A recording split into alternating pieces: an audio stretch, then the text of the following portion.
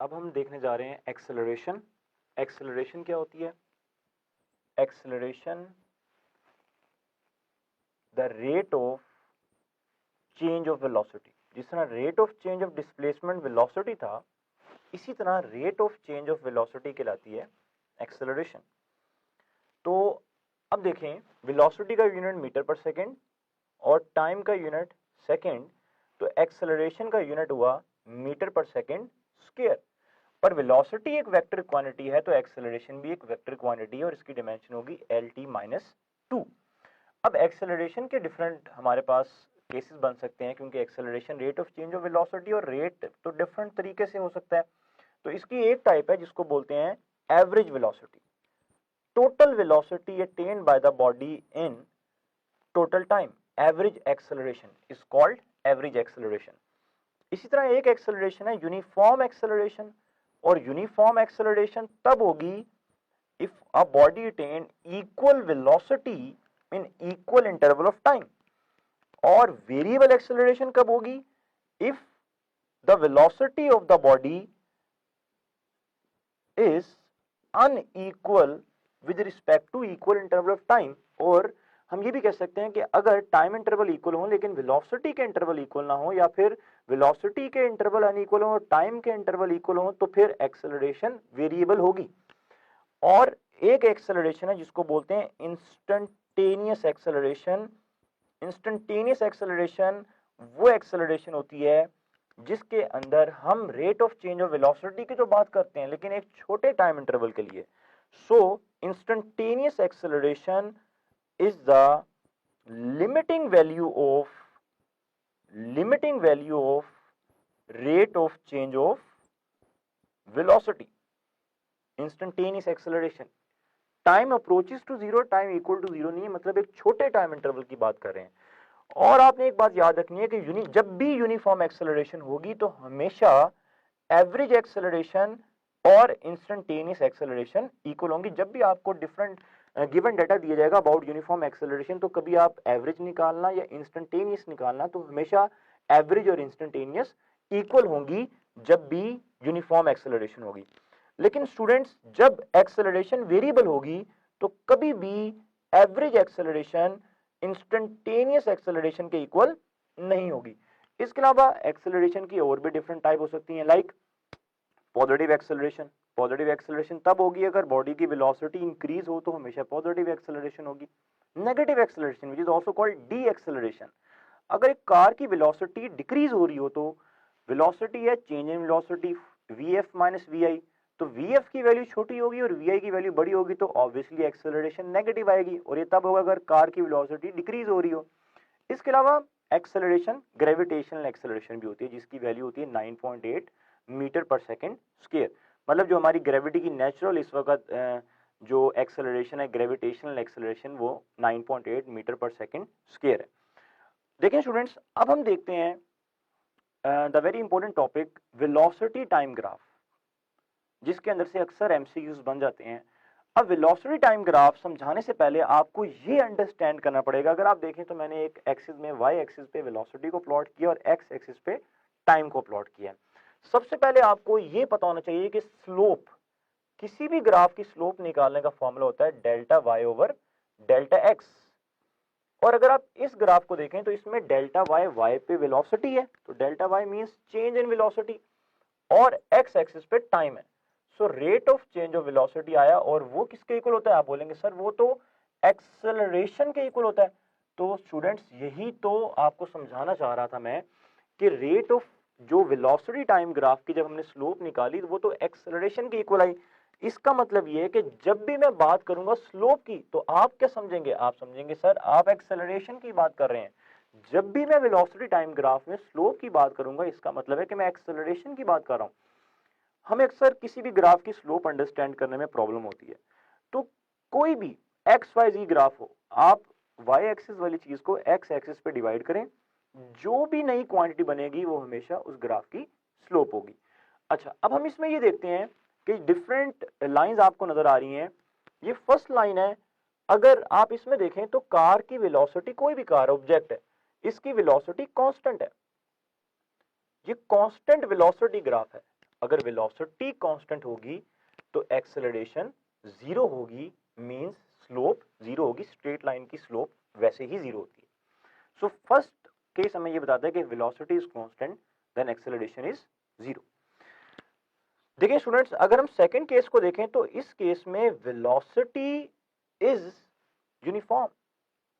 Second case ये कहता है कि वेलोसिटी यूनिफॉर्म है। आपको नजर आ रही है स्ट्रेट लाइन, ये स्ट्रेट लाइन ये बताती है कि वेलोसिटी इंक्रीज हो रही है लेकिन यूनिफॉर्म इंक्रीज हो रही है, यूनिफॉर्मली जो वेलोसिटी है वो इंक्रीज हो रही है।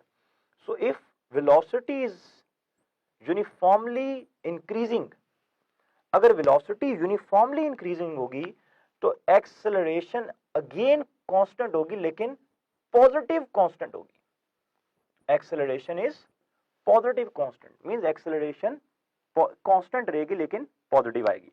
अगर आप इसी की निस्बत ये वाला ग्राफ देखें तो इसमें वेलोसिटी इज यूनिफॉर्मली डिक्रीजिंग, और अगर वेलोसिटी यूनिफॉर्मली डिक्रीजिंग हो, if velocity is uniformly decreasing, अगर वेलोसिटी यूनिफॉर्मली डिक्रीजिंग हो तो acceleration means slope of VT graph, acceleration भी कांस्टेंट होगी बट इट्स नेगेटिव कांस्टेंट। तो स्टूडेंट्स आप देख रहे हैं कि अगर आपसे पूछा जाए कि velocity is uniformly decreasing then what is slope, तो स्लोप का मतलब है वो आपसे वीटी ग्राफ में एक्सेलरेशन पूछ रहा है।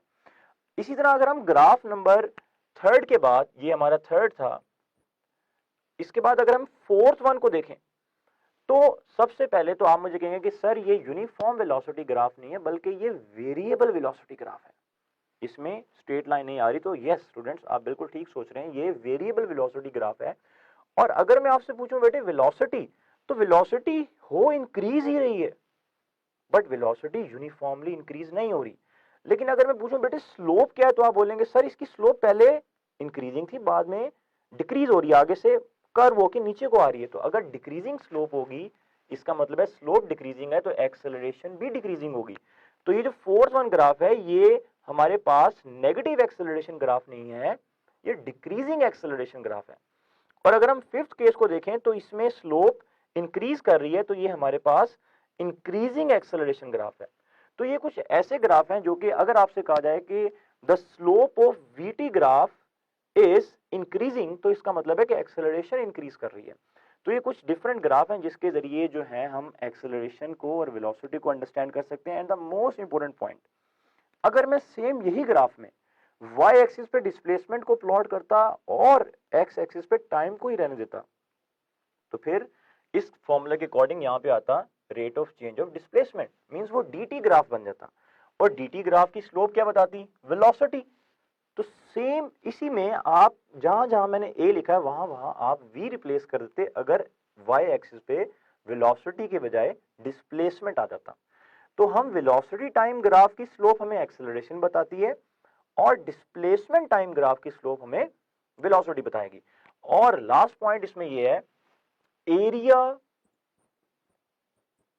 Under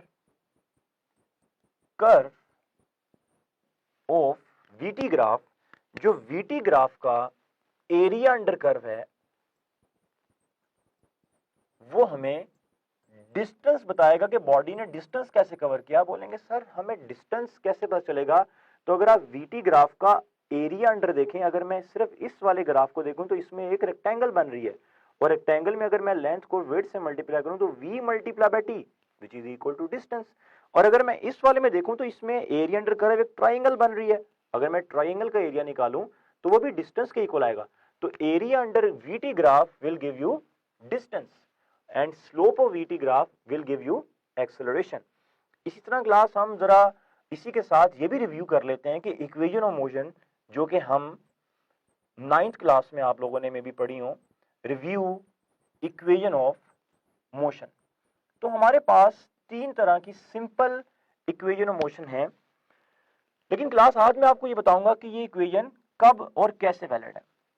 first equation of motion आप सब वेल फेमिलियर है, Vf is equal to Vi plus At final velocity, initial speed, final speed, initial speed, acceleration, time। Second equation of motion है S is equal to Vit plus half at square, इसमें a acceleration है, t time है, और ये third equation of motion है हमारे पास which is equal to 2as is equal to vf square minus vi square. अब ये इक्वेशन ऑफ मोशन आप हर जगह एप्लीकेबल नहीं है, ये इक्वेशन ऑफ मोशन सिर्फ वहां पर एप्लीकेबल है जहां पर बॉडी की मोशन यूनिफॉर्मली एक्सेलरेटेड हो। Means these equation are only applicable for uniformly accelerated moving bodies। और ये वाली इक्वेशन सिर्फ वहां पर एप्लीकेबल है जहां पर बॉडी की मोशन स्ट्रेट लाइन हो। और अगर आप देखें तो इन तीनों इक्वेशन में कहीं भी मैथ नहीं आ रहा, तो ये वो इक्वेशन है जो कि मैथ पे डिपेंड नहीं करती। अब इन इक्वेशन में अगर आपको कोई भी दो चीजें गिवन हो तो आप तीसरी फाइंड कर सकते हैं। और अगर आप इन्हीं इक्वेशन ऑफ मोशन को अगर मैं आपको सिंपल, इसमें से बहुत सारे एमसीक्यूज आ सकते हैं, अगर मैं आपसे कहूं कि if a body is dropped, तो ये तीनों इक्वेशन कहां बनेंगे? जैसे ही मैंने वर्ड यूज किया if a body is dropped, तो हर किसी में vi जीरो हो जाएगा और रिजल्टेंट इक्वेशन एक नई फॉर्म में आपके पास आ जाएगी, जिससे आप जो भी आपके पास अनगिवन क्वांटिटी होगी उसको फाइंड कर सकते हैं। लेकिन अगर किसी बॉडी को ऊपर से नीचे फेंका जाए या नीचे से ऊपर फेंका जाए, तो उसमें एक्सेलरेशन की जगह आप जी का साइन रिप्लेस करेंगे। अगर एक बॉडी को ऊपर से नीचे की तरफ फेंका जाए तो इन तीनों इक्वेशन में ए की जगह माइनस जी आ जाएगा और जहां जहां एस आ रहा है वहां पर हाइट आ जाएगा। तो आप इन तीनों इक्वेशन को खुद बना लें।